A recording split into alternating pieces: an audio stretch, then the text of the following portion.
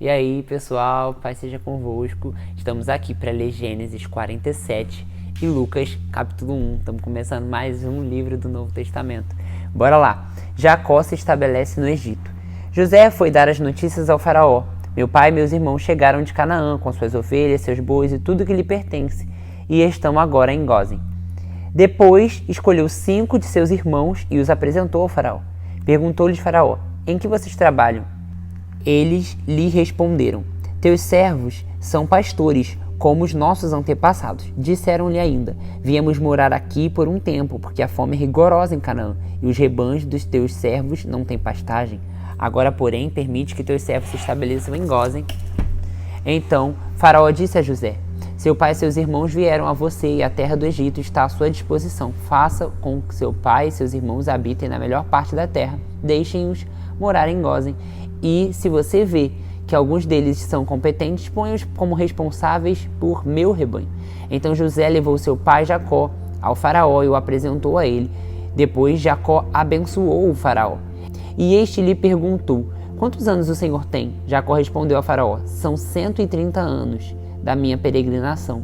Foram poucos e difíceis e não chegam aos anos da peregrinação dos meus antepassados. Então Jacó abençoou o faraó e retirou-se.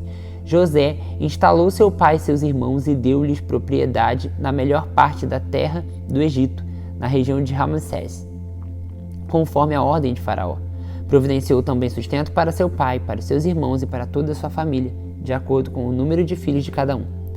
Não havia mantimento em toda a região, pois a fome era rigorosa.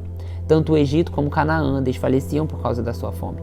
José recolheu toda a prata que circulava do Egito e em Canaã, dada como pagamento do trigo que o povo comprava, e levou para o palácio do faraó.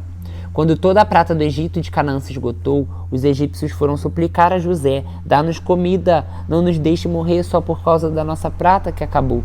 E José lhe disse: tragam os seus rebanhos, em troca eu dou o trigo. E mais uma vez, já que a prata acabou.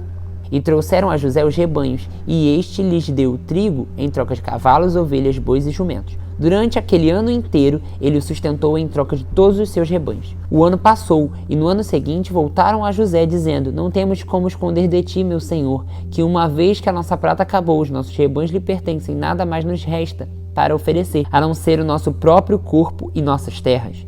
Não nos deixe que morramos, e que as nossas terras pereçam diante dos teus olhos. Compra-nos e compra nossas terras em troca de trigo, e dá-nos sementes para que sobrevivamos e não morramos de fome, a fim de que a terra não fique desolada. Assim, José comprou todas as terras do Egito para o faraó. Todos os egípcios tiveram que vender tudo que possuíam, seus campos, pois a fome os obrigou. A terra tornou-se propriedade do faraó. Quanto ao povo, José o reduziu à escravidão, de uma à outra extremidade do Egito. Somente as terras dos sacerdotes não foram compradas, porque por lei esses receberiam sustento regular do faraó e disso viviam. Por isso, não tiveram que vender as suas terras. Então José disse ao povo: ouçam, hoje comprei de vocês as suas terras para o faraó. Aqui estão sementes para que vocês cultivem a terra, mas vocês darão a 5ª parte das suas colheitas a faraó, 20%.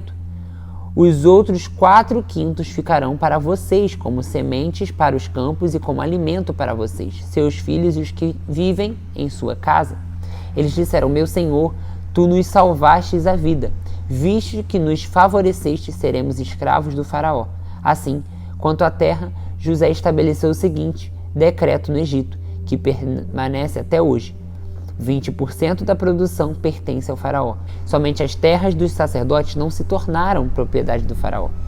Os israelitas se estabeleceram no Egito, na região de Gósen. Lá adquiriram propriedades e foram prolíferos e multiplicaram-se muito. Jacó viveu 17 anos no Egito, e os anos da sua vida chegaram a 147.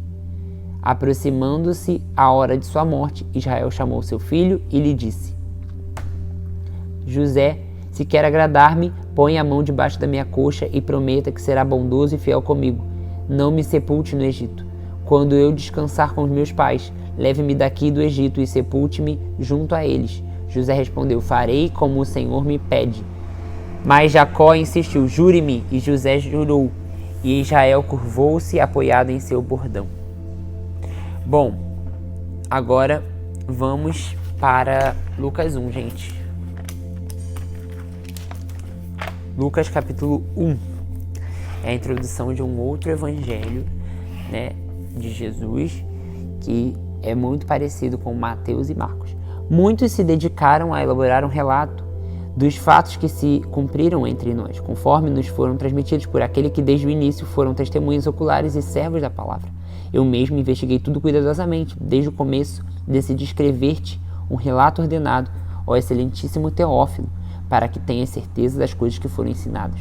No tempo de Herodes, rei da Judéia, havia um sacerdote chamado Zacarias, que pertencia ao grupo sacerdotal de Abias.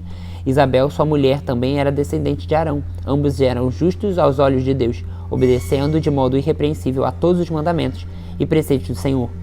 Mas eles não tinham filhos porque Isabel era estéril e ambos eram de idade avançada. Certa vez, estando de serviço seu grupo, Zacarias estava servindo como sacerdote diante de Deus. Ele foi escolhido por sorteio, de acordo com o costume do sacerdócio, para entrar no santuário do Senhor e oferecer incenso. Chegando a hora de oferecer incenso, o povo todo estava orando do lado de fora. Então um anjo do Senhor apareceu a Zacarias, à direita do altar do incenso.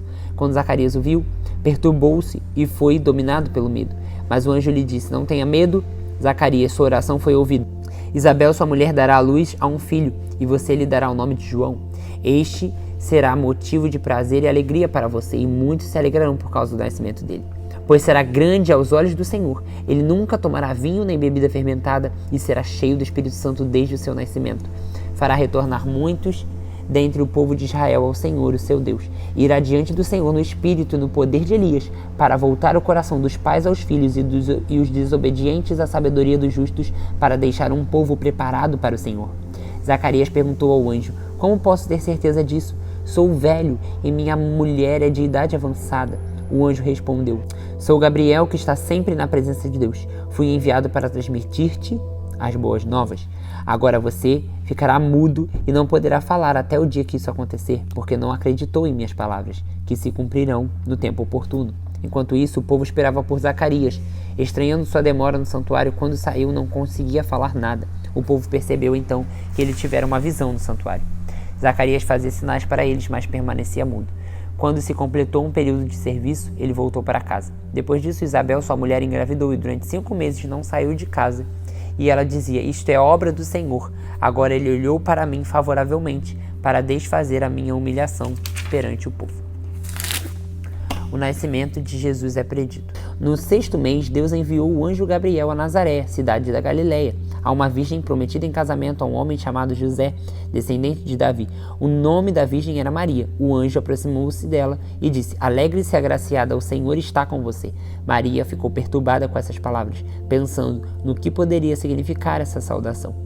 Mas o anjo lhe disse: não tenha medo, Maria, você foi agraciada por Deus, você ficará grávida e dará à luz a um filho e lhe porá o nome de Jesus. Ele será grande e será chamado Filho do Altíssimo. O Senhor Deus lhe dará o trono de seu pai Davi, e ele reinará para sempre sobre o povo de Jacó. Seu reino jamais terá fim.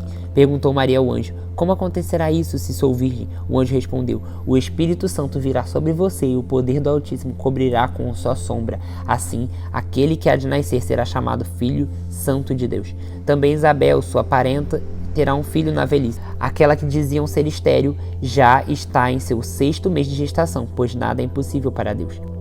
Respondeu Maria: sou serva do Senhor, que aconteça comigo conforme a tua palavra. Então o anjo a deixou.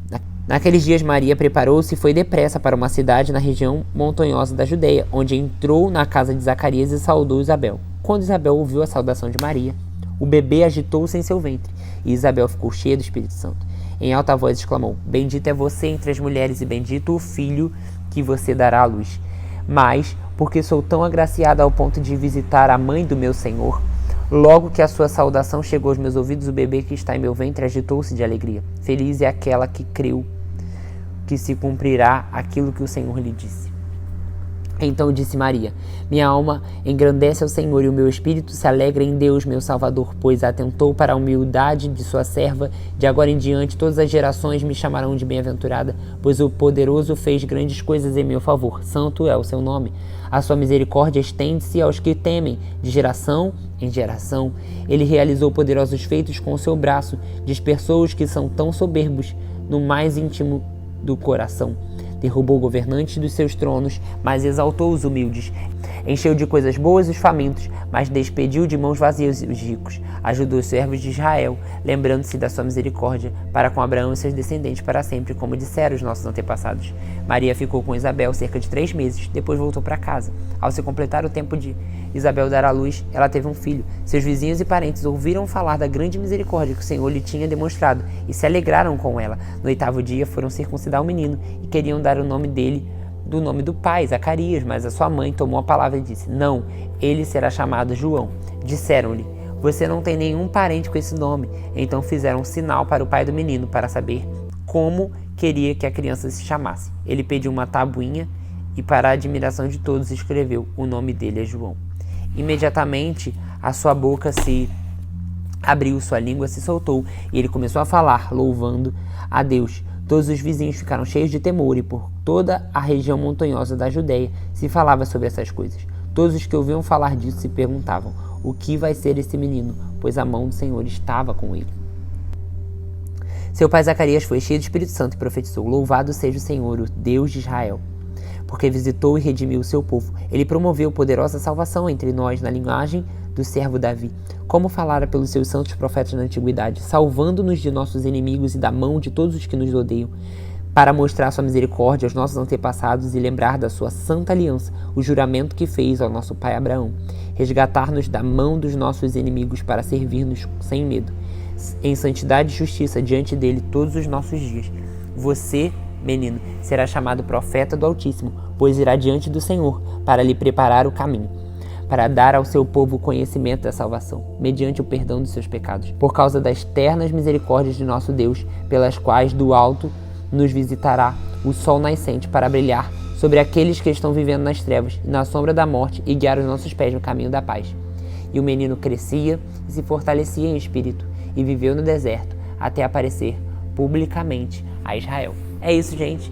Nos vemos no próximo vídeo.